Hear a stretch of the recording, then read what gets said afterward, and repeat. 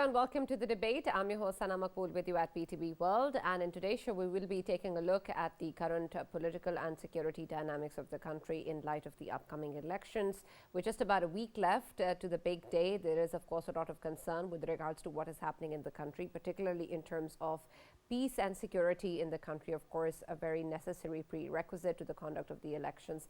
We know, of course, that just recently we've seen that there has been increase in terrorist activities, particularly in KP and Balochistan, and we've seen that in the most recent attack in March, we also lost about 4 people who were killed and 6 more that were injured. And then, of course, in retaliation, the security forces have also sent about 20 terrorists to hell. And this is something that is, of course, important with reference to what has been going on and the kind of resolve that was once again reiterated in the Corps Commanders Conference, in which, of course, Pakistan's security and peace and action against any threat, particularly those emerging from terrorist activities within and outside of the country, was talked about, and once again mentioned that there is going to be zero tolerance to that, including, of course, any sort of violence with regards to political activities in the country, and full support to the ECP for the conduct of elections. This is important in light of what has happened with reference to different political parties and candidates who have been targeted, including, of course, an independent candidate that was also targeted and killed by unidentified gunmen. And there is also, of course, the attack that happened to an ANP candidate as well, and then to the office of PPP. And this is important with reference to, of course, the timeline that we currently stand in, and how exactly are such attacks going to be prevented, and how we're going to be moving forward to peaceful, free and fair elections. And the ECP, in light of this, has then called for a meeting tomorrow to discuss the security situation, particularly in KP and Balochistan. So we're going to be taking a look at all of this in terms of what exactly will be the future course of action, and whether or not there is any possibility of any delay in the elections. At the same time, we're also going to be talking about the legal concerns that, of course, different political parties are facing, particularly the PTI and the former Prime Minister and his wife, who have today also been sentenced to 14 years of imprisonment in the toshakhana case, and of course also a 10-year disqualification to the former Prime Minister. This is important with reference to previous verdicts that have also come out with different courts, particularly also the special court with reference to the Official Secrets Act, and of course the other aspects concerning the party and its participation in the elections, how this will impact the party's chances of success in the elections, and the kind of participation that we're going to be seeing from the PTI, of course, remains to be seen. But at the same time, we're also going to explore the legal options that are available to the former Prime Minister and his wife with reference to this and other cases in which different verdicts have been announced. So we're going to try and understand what is going on at this current moment, and what it means for different political parties and leaders, and at the end of the day, what it would mean for the country and its people who are looking forward to elections in the country next week. For this and more, as always, in the studios, I've been joined by senior analyst Farooq Patafi and Raja Faisal. We've also been joined online by senior journalist Mr. PJ Mir and legal expert and political analyst Barrister Safiullah Qari. Thank you very much, gentlemen, for being part of the discussion. And Peter Mir Saab, I'll start with you with reference to what is going on, and particularly first we're going to focus on the Corps Commanders meeting, and of course the resolve that's once again reiterated with reference to the security situation. And of course, when we talk about the threats to Pakistan's security, there is concern with regards to terrorist activities both within and from outside of the country. And for this, of course, Pakistan has been reiterating a lot of evidence with regards to Indian state involvement, and of course with reference to cross-border activities, and then what exactly needs to be done in terms of different countries' commitments towards counterterrorism activities in Pakistan. But what exactly do you think is now going to be the move forward, especially in terms of measures that can possibly be taken in this regard, and how will this then emerge in terms of the current political situation that we're seeing and the future of elections in the country? First of all, let's start with India. It'll do everything to try and destabilize you politically, economically, and of course, perception-wise. They've been good at it, and where they cannot fail, where they fail in particular, like say, in having somebody eliminated, they go on a mudslinging spree, as what they did with Lord Nazir in London. So they'll go to any lengths to degrade Muslims, and of course at the same time political adversaries, and for that we are always present for them everywhere. And for example, they've got this guy sitting outside the White House, you know, has got some sort of a flag, a Balochistan nationalist and all that. He's all funded by RAW. And the same thing happens, you go to Geneva, where there's a broken chair. They've all got these people all on paid hands. So they'll do anything as far as, uh, destroying Pakistan's name. Coming into our own sphere, well, we don't leave any other stones unturned. We basically do the same. What do we do? We try and undermine our armed forces establishment. We undermine our courts. We undermine our own institutions, and then we think that we've done wonders with it. No, what we've got to do is, as what you asked, we've got to stabilize ourselves. We've got to show tolerance. We've got to show understanding of each other, which we don't at all. Because every time somebody is, on the guillotine, we all gang up and try and make sure and ensure that the quicker we put the guillotine down, the better it is for us, without realizing they're damaging themselves. And this is what our modus operandi has been. It continues to be so and will in the future be so. So what do we do? What we've got to try and do is, I always go to the basics, Sana, that you've got to try and educate people. Education, make it free. And then your electorate, what we call in Urdu Jamur, or what we call, the people, the electorate, they've got to be educated. They're not educated. Our electorates run on temperaments, on emotions, not on practicality. I mean, this is what we are. We create cults, we create bands, and that is what as far as our political platforms are concerned, that is what we vote for. So now we've got to get out of that. We've got to get more practical and be more understanding and not being always in a state of prosecution or persecution. We've got to be understanding each other, and that is the way forward. I've just come back 2 days ago. I had a stay in one of the Middle Eastern countries. Believe me, I've been there some years ago, and that place I wouldn't even have wanted to go back. I went there and I said, wow, what a country. What a small country, less than the size of Punjab or even Sindh. And look what they've transformed themselves into. Why? Because those people believe in unity. And why do you think our, founder of the country, when he said three things, unity, faith, and discipline, we lack in all of them. We exploit everything. And this is our basic problem. But what we discuss on television is, the technicalities which doesn't even relate to a common man. So we've got to get out of this little cocoon and get out of this myopic thought process and start thinking in a larger terms for the betterment of the country, and not just theoretically, not just Right. having seminars, moods, and events. Do it practically and implement it, and that is the way forward. Rest, Right, well, we're all. absolutely. And while I agree, PJ Mir, with what you're saying, of course, this is a very important and substantial way forward, but it also will take a lot of time and a lot of effort, and there is a lot of prerequisites to actually even achieving that, something that unfortunately we haven't seen in the decades of the country. So I want to also understand, in the immediate aftermath of what has happened in Balochistan, and the kind of involvement that we've been talking about internationally as well, especially with Iran and other countries, how exactly should we move forward now, given the fact that we really want to prioritize our own peace? Well, for starters, our friends, the Americans, must be listening. They should understand that if they try and motivate something from within that area, it's going to backfire. And it has backfired. Whether it was, as alleged in the international press by the Americans, or perhaps, orchestrated by the Indians, it has all backfired. How? You just seen the foreign minister of Iran coming into Pakistan, and how our foreign minister responded and how he responded back. Well, that is what you call real friendship. People will always try, the third party will always try and create situations in Balochistan just to create, that atmosphere that hurts us in the belly. So that is something, I'll give credit to this, interim government, and more so to Mr. Gilani, who's been a great servant for Pakistan, even when he was the first secretary in Washington in the 90s.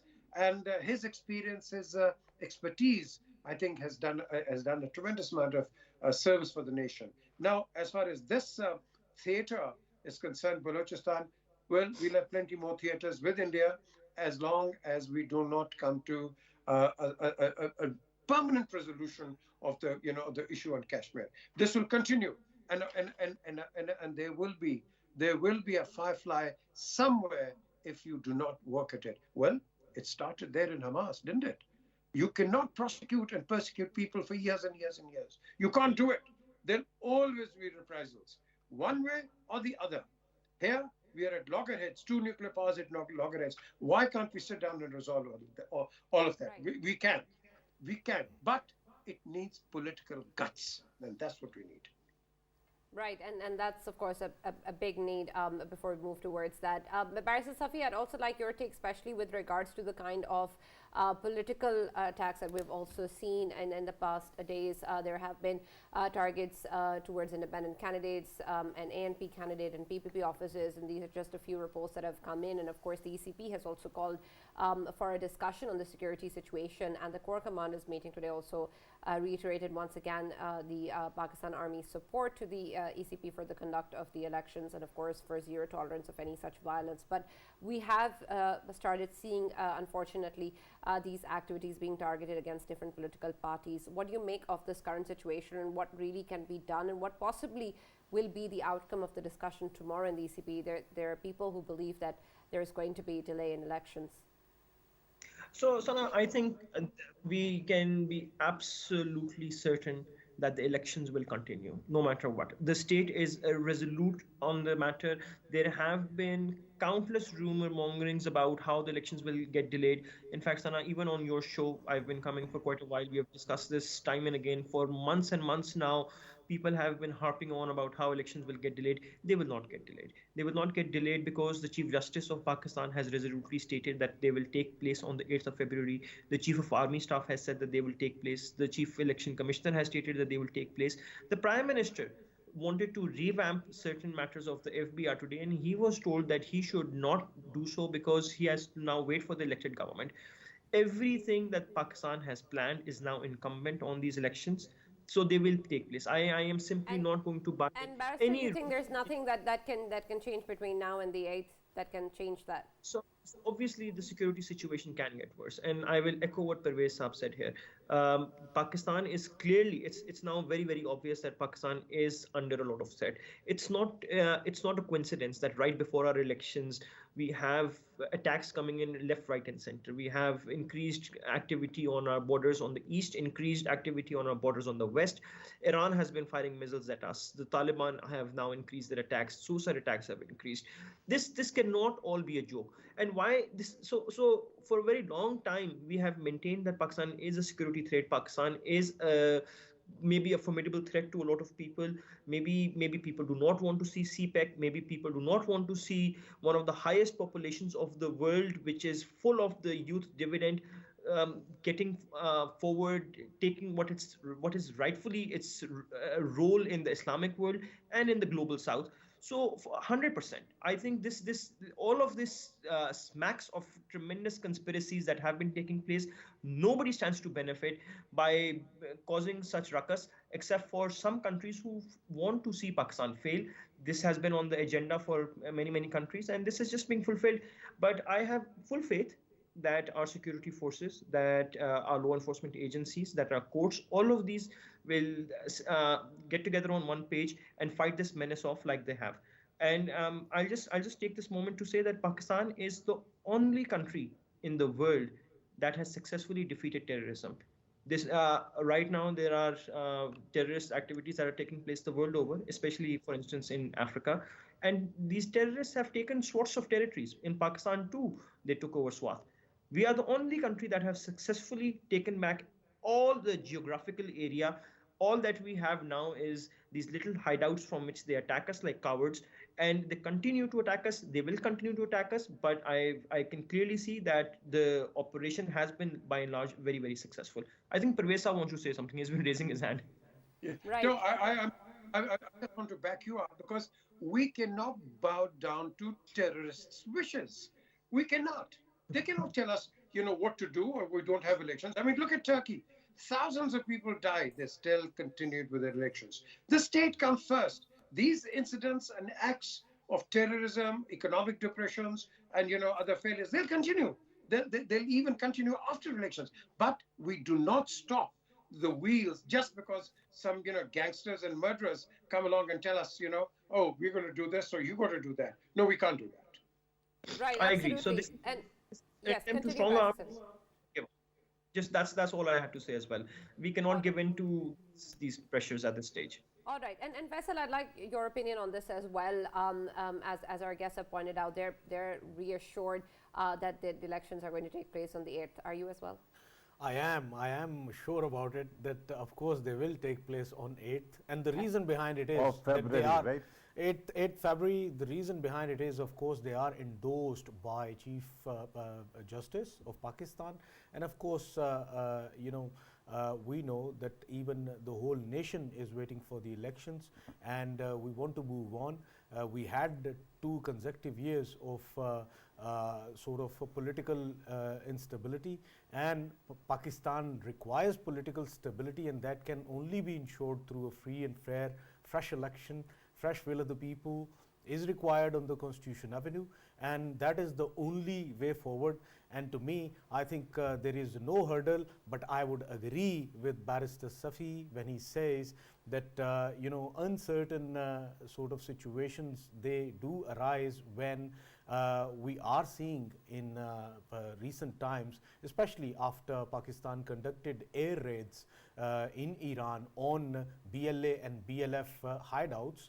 Suddenly we saw that the magnitude of terrorist activities within Baluchistan, they got increased, and at the same time we know that from our western border with Afghanistan, suddenly the activities, the terrorist activities, they got increased, especially related to the certain political parties. There were incidents that has been taking place. Them incidents, they do mean a lot. One by one, if one constituencies, if there is a candidate who's fighting, who's contesting election from a candidate, a constituency, then of course, if he is killed, then one of the constituency, it would get a delay in the elections, and if one is gone, next one goes on the same route.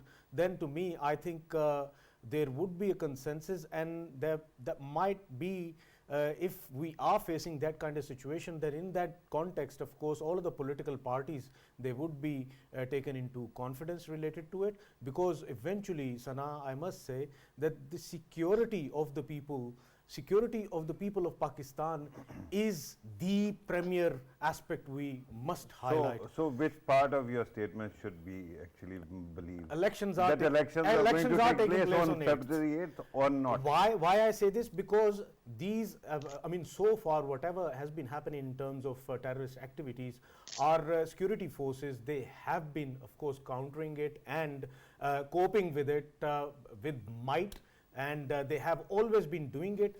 But I'm just saying that if they are increased somehow, the activities are increased, whereas at the same time, God forbid it takes place, because these are my countrymen and this is my country, and I am very much concerned about my country when it comes to security. And if I am given a situation like this, then I would rather, of course, ensure the security first. Security, if it is stabilized, then of course the second priority is towards the elections. Right, so there is still a lot of room to interpret in your answer, but we'll leave it at that, Faisal. With reference to what has been discussed, Farooq, I want your take on this as well, especially when we talk about how much emphasis can possibly be given in terms of what our Corps Commanders meeting has already reiterated, our top leadership has already reiterated, the ECP has already reiterated. Unfortunately, still a week before the elections, we have to again think about and look at answers to this question. And add to that, with reference to the kind of political attacks that we have seen, we also saw that certain political parties are also talking about how this is a targeted attack towards one political party and not the others, even though we've seen it across different political parties as well. What aspect with regards to any sort of violent activities towards the political party is going to support any one party over the other when such parties make these statements, because this is something that's of course going to harm the country or the conduct of elections or peace in the country in general. How is that helping any party to say that this is something that is being targeted towards them? Right. Look, first of all, let us condemn these ghastly attacks, and any loss of life is too much. I hope that that doesn't happen, and I'm not, excluding any political party from the victimhood, right? But it is also the nature of political parties, especially given Pakistan's culture, to play the victim even when they are winning, right? Regarding one political party saying that it is the victim, then you have to look at what happened with People's Party in Balochistan yesterday or today. Similarly, you saw what happened to ANP as well. So these things continue. Unfortunately, I hope that they stop. And I'm sure that tomorrow, when the Election Commission of Pakistan actually gets the security briefing, we are going to hear about better steps to ensure that these things stop. Having said that, I want to actually compliment PJ Saab also on what instinctively he touched upon that thing at the very outset, and that is India. Let me build some context here, Sana, and because there is grapevine that goes on. Grapevine in South Block, New Delhi, is that Narendra Modi wants to reach out to whosoever gets elected after Pakistan's elections and before his own, and then wants to work on some kind of peace. So there is a pushback from India's own deep state against that kind of an idea. So for such a deep state, it will be prudent, and it makes sense that they might be indulging into these activities to ensure that Pakistan's elections are also delayed, so that there is so much chaos that the elections don't take place in time. But having said that, regarding what can happen or what can go wrong in coming days, my humble submission is that something already was complicated. Even today, as we speak, Election Commission of Pakistan is meeting, and it is regarding electoral paper, right, ballot paper. And in certain constituencies, the roster has changed, the number of candidates or some details.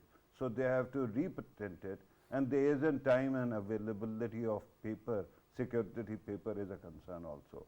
So again, grapevine is that if there is going to be delay, it is only going to be in those specific constituencies, not the entire country. So right now, listening to what the Corps Commanders meeting had to say, listening to what Chief Justice Qazi Faiz Isa had said when he actually ensured that there is consensus on a single date, that it is cast in stone. Then 2 days ago, the Prime Minister also spoke that he doesn't see any reason to delay the elections, and naturally we have heard Election Commission of Pakistan. So my humble submission is that all these foreign elements might try as they might, elections will take place on February 8th. Of course, there are people who would wish otherwise, but my humble submission is that that isn't going to happen. Right. PJ Mayor, with reference to, of course, how this is impacting the voter turnout as well, because once we've also seen such activities in the country, there's, of course, talk of security threats to the people and on the election day as well. There's also talk previously that we've had with regards to how there is less enthusiasm this time around with different political parties as well, and closer to the elections.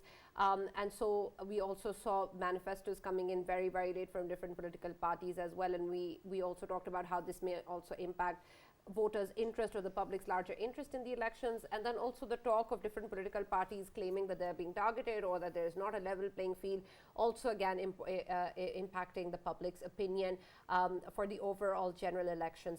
Do you see that all of these factors are contributing to the public not being interested enough in these elections and the voter turnout being affected? What is the overall atmosphere with regards to the general elections, and while at the same time unfortunately, there's also talk of delay. How much impact will that have on the people actually coming out on 8th of February? Well, the people are seeing through today. If you really go deep down, they're very, very unique elections. I would say one of the unique ones, where everybody's asking for a level playing field. I mean, who are they asking this playing from? I mean, that'll be my first question to all of them. Who are you asking it from, and why are you asking from? Because if you come out with a banner that you want to basically come along and say that you want a level playing field, then in the very first instance of your vocabulary, you're calling these elections sham. So you better get out of this word of of saying level playing field. When you immediately start with this concept, then you're doubting the elections. So what they're doing is they're preempting themselves. That if they lose, they'll say, "Oh, we've been saying that that these elections were fake, they were whatever they were." So they're only trying to protect themselves, and so they'll have something of a talking point on television afterwards. Before that, well, why can't you just simply say, all right, we'll go into the elections and we'll see whoever wins? Why can't they do that? Why can't they say that whoever wins, we'll accept the elections, we'll accept the leadership, and we'll get on with it? Why don't they say it? Because everybody is not interested in, seeing that the other wins. They're But all P. J. interested Mir, isn't in. that something that we've seen in every elections? We've always seen the losing parties claim that the elections haven't been fair. Yes, you're quite right. But at the same time, go into the Mr. Bhutto.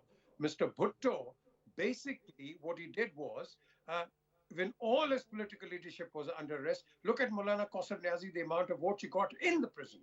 You will still get your votes if you have your voters. You don't have to, go out and, bring, all of these banners. Please give us the votes. People are already there with their parties, whoever they may be. Now, if you've taken this symbol away, that doesn't mean you've taken the person away. The person still belongs to that. So they will come out with their fishes and dogs and whatever sort of symbols they might have. So everybody's So to you their own think book. the taking away of the electoral symbol does not impact the party? I don't think so. I don't think so. Okay. Well, I mean, what does a bat mean? I mean, they'll go out batting without a bat. That's all. They've got everything else they want. So they'll just go out and bat and get on with it. So I don't think so. That'll play a very important part. But rather, it will cast let's say impressions and things like that for the history to write in future. Right. Barrister Savi, speaking about the bat and, of course, the party that had that symbol, I want to also, of course, further talk about the verdict that has come out with reference to the toshakhana case, of course, 14 years imprisonment for both the former Prime Minister and his wife, and, of course, 10 years disqualification. And first, if you could also lay out the legalities of this case for us and make us understand, in reference to other cases as well that we've seen emerging in other sentences that are coming in, what basis has been there for this to happen, especially in terms of the involvement of the former Prime Minister's wife, which again he has claimed hasn't been fair, and then also in terms of the options that exist now moving forward in terms of an appeal. Right. So, just right off the cuff, Sana, both of these are going to be appealed to the Islamabad High Court, the Cypher case and the toshakhana case. As far as the toshakhana case is concerned, I've been waiting to see the detailed order since the morning, ever since it's come out. I have not seen it yet, so I'm going to hold back my opinion until I see it. Only then can I really comment on it. That said, there is one important point that is to be made, which is that Judge Bashir, the man who gave this judgment from NAPCOR, is known to be a very honorable judge, and he's the same judge who gave a sentence to Nawaz Sharif and to Mariam Nawaz. Same judge who also gave a sentence to former President Zardari in the Park Lane case. So this is court number And one, he's NAB. ill also. And he is And also he's ill. Yeah, apparently he was ill yesterday. But that said, I mean, I don't think that's a matter of much importance. I would of course want to see why he gave the judgment. I haven't seen his reasoning as yet, so I don't feel like I'm well placed to comment on the toshakhana reference. However, on the Cypher case, I do feel like I am well placed. And Whereas all Okay. of these judgments, the timing seems suspect because it's right before the elections, but Imran Khan was already disqualified, so it's not like he could have participated in the elections. The Cypher case is particularly important because it's being spun around by PTI to make it look like this is an election manipulation spin, which it is clearly not. And why we know it is not is because in that case, 22 witnesses were presented, and all of those 22 witnesses gave their witness statements against the former Prime Minister Imran Khan, and these include his own principal secretary Azam Khan. These include Secretary Sohail Mahmood. They include the ambassador to the USA Asad Majid, and countless other people like Farrokh Abbas, Adayatullah Nadir Khan, Aftab Akbar Durrani. Every single person went forward and gave a witness statement against him. After all the witness statements were recorded, uh, Imran Khan's lawyers were given an ample chance to defend themselves. They stopped coming to the court. They were given notices. They did not come. And therefore, the court appointed state lawyers and concluded the case. The case would have been decided against him had it been decided 1 month later, had it been decided 1 year later, or 20 years later. That is immaterial. Why it's particularly important that this case be decided in a timely manner right now is because this case affects our ties with the US. One thing that the cipher did is it strained our relationships with the United States of America, unlike anything that has ever done so in Pakistan. And the PTI continues to say that this was some international conspiracy.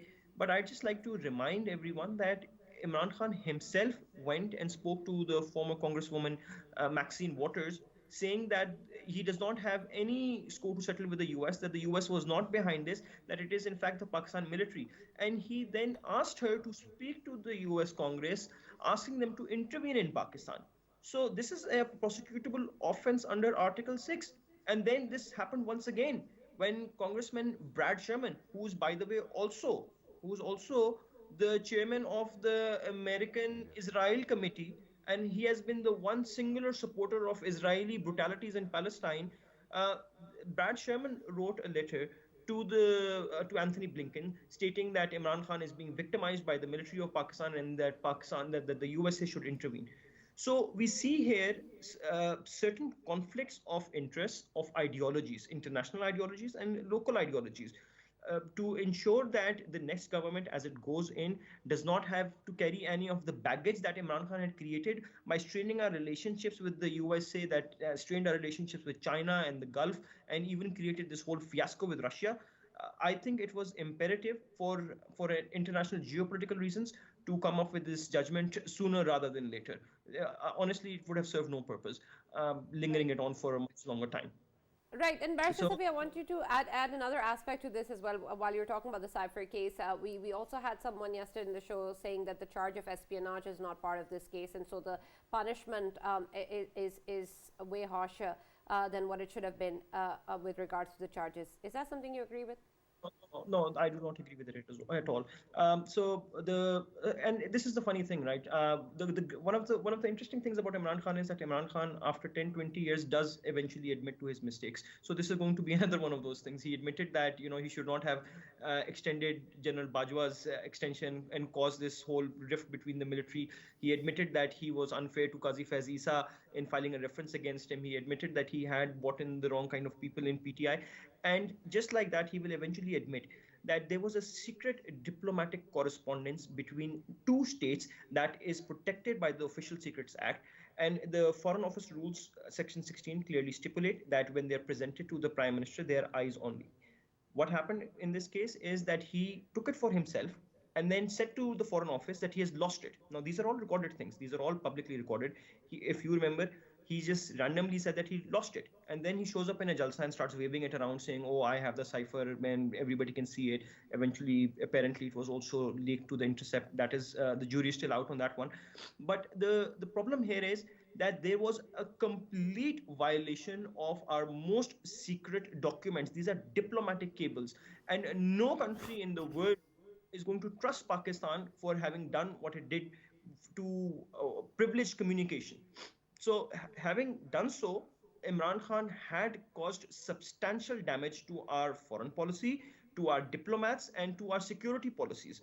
So I can completely understand why certain institutions would be very invested in ensuring that this matter is done and dusted as quickly as possible, so that the next coming government does not have to deal with it and they can have a clean start.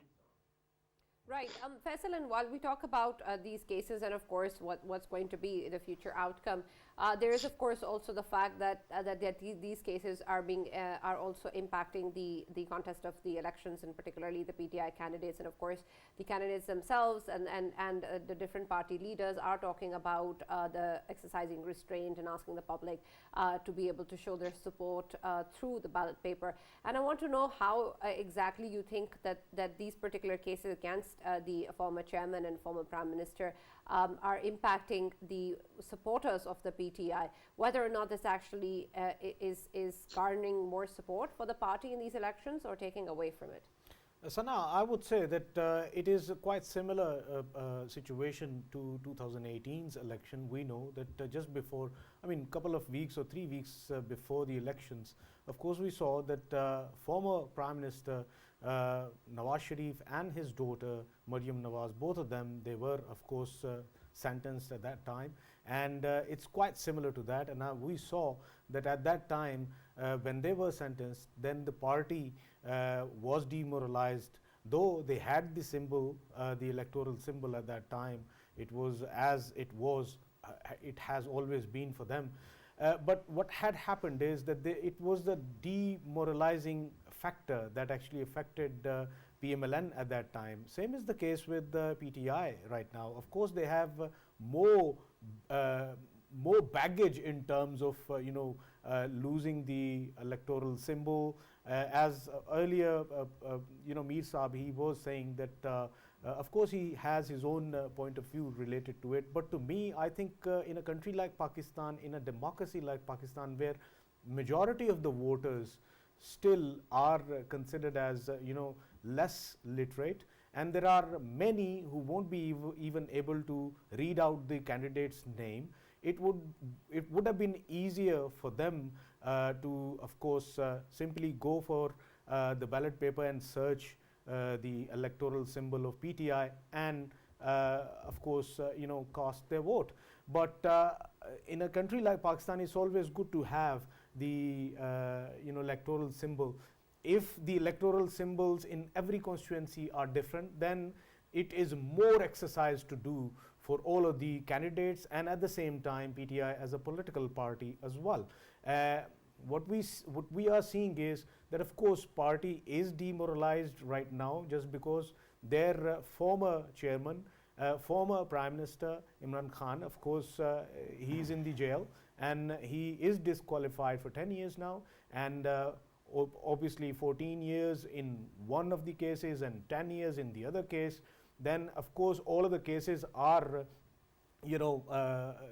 getting accepted and getting a verdict against their party chairman. So to me, I think majority of the people, they are thinking on these lines. They are demoralized. People who want to vote that day, they will be voting, but there are a large number of voters who might not turn out to be voting on the voting day because they are maybe disgruntled or demoralized, and that factor is there.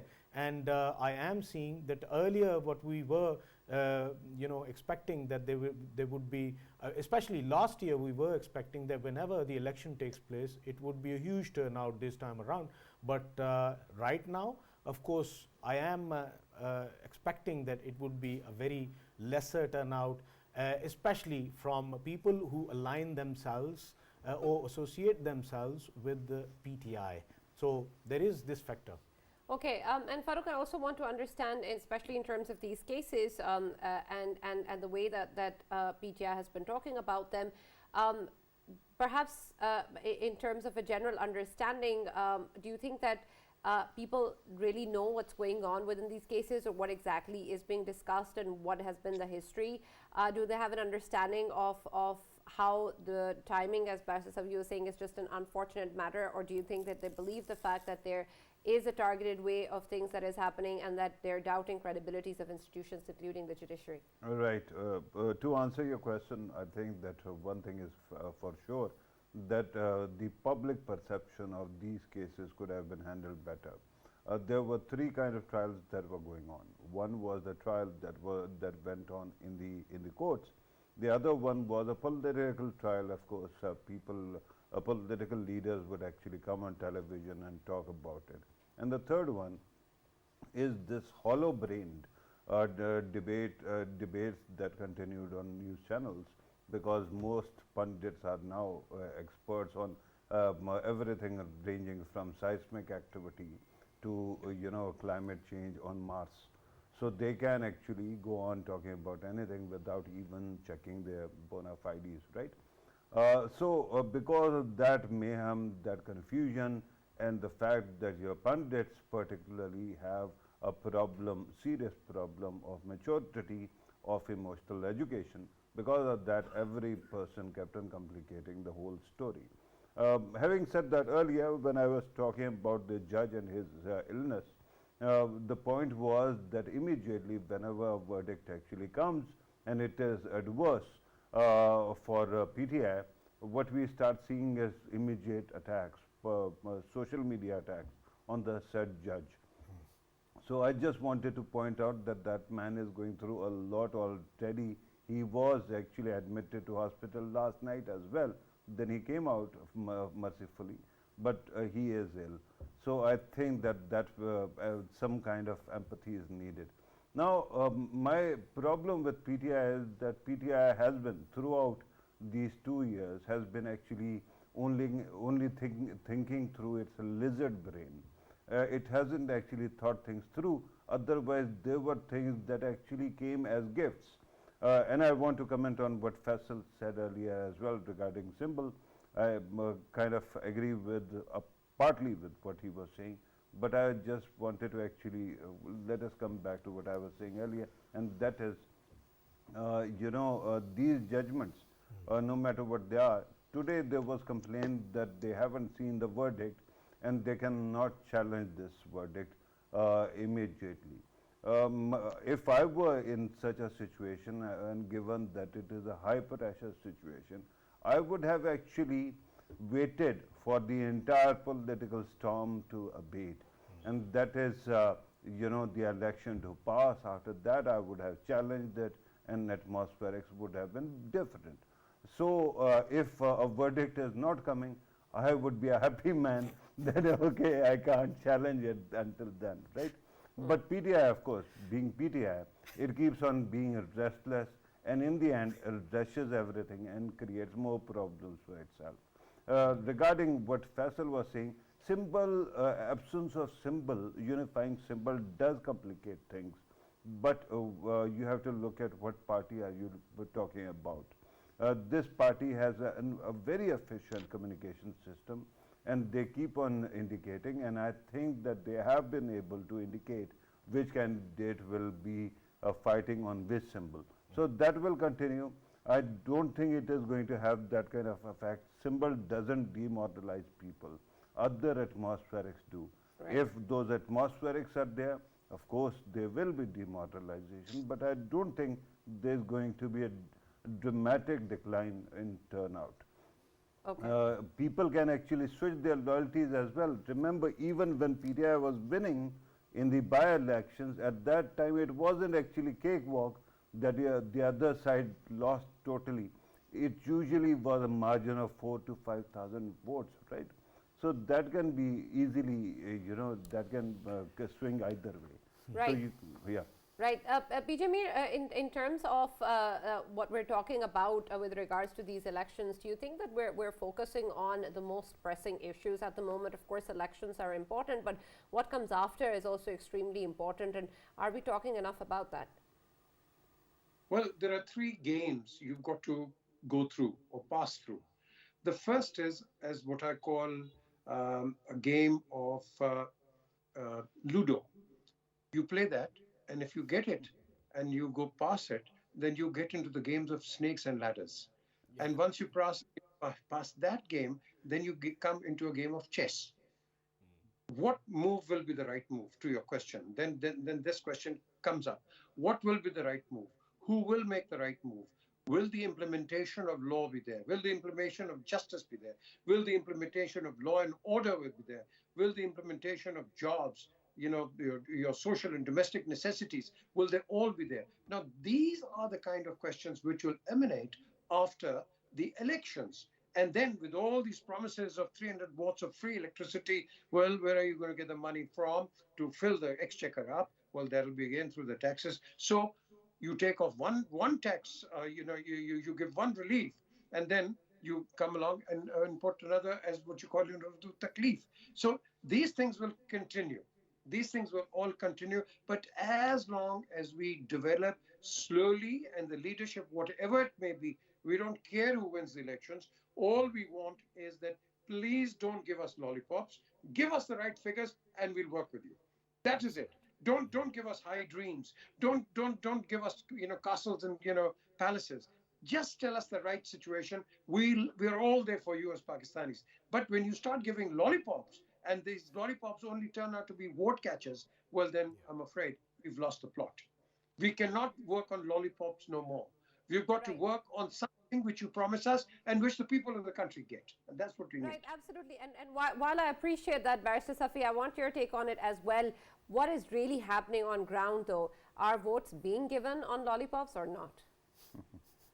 Obviously, Sana, votes as things stand right now, it's downright horrific. I don't think anybody is discussing policy. A couple of days ago, I did see a very sensible idea from Bilawal Bhutto to enter into public debate. I would like public debates on policy issues. I think that was a very good idea. The fact that it was rebutted was just downright cowardly. I would not have expected a senior party to just run away from such a challenge. This is the kind of Pakistan that I would like to see. We already have tremendous freedom of expression here. We discuss everything very, very openly.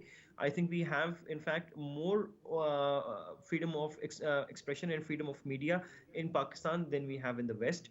And so this is something that could have been very easily utilized by putting politicians up on the stage, having them debate on policy matters, on economic issues that impact normal Pakistanis. The fact that so far the entire crux and the entire thrust of the elections is on personal issues. It's on personalities, on who has been victimized unfairly, who is the favorite child of the establishment, who is not, who has a level playing field, who does not. All of these things are what the real problem are. So moving forward, obviously, I think that these elections at the moment do not have any cogent, any reasonable presentations on what could happen if something were to happen. But I mean, one can only expect. And if whoever wins, may the best man win. I would hope that they do implement real policy changes rather than just harping on about what their personalities are like. Man or a woman, yeah. Absolutely. Thank you very much, Barrister Safi, for joining us. And thank you very much, PJ May, for being part of the discussion. Thank you, Farooq, and thank you, Faisal, for being part of the debate as always. And of course, we are going to be moving ahead with the hope that there is focus on the real issues and that when we proceed towards the elections in about a week's time, we're able to vote based on just that, whoever does best for Pakistan, whoever has the best plans. And I hope that we're asking the right questions. On that note, we're going to end. That's all that we have from the debate. We'll now see you tomorrow.